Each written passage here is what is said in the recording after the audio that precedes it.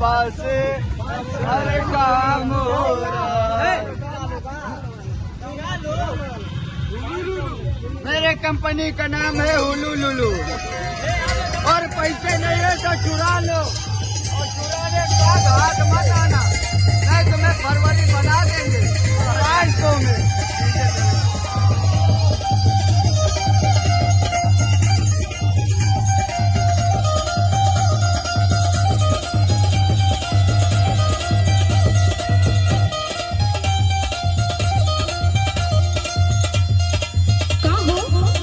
बोला बस तटरवे तोहर धोई पोछाई का तोहार मुआ पोछी। अरे हमके साड़ी चाहत रहलो।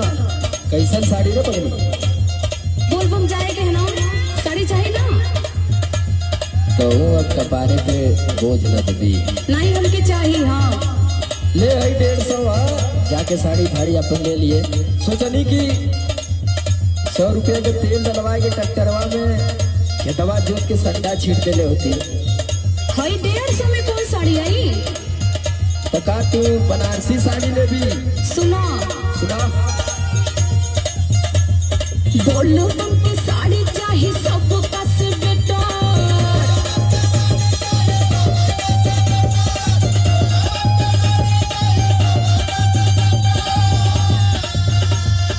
बोलो तुमके साड़ी चाहिए सब कस बेटा। बोलो बेच दा थारे सर सैया, बेच दा थारे सर।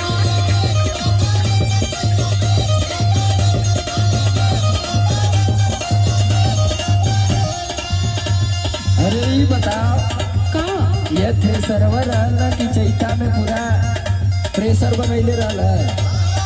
यो बेचवा देवी तो हम कहाँ जाएंगे?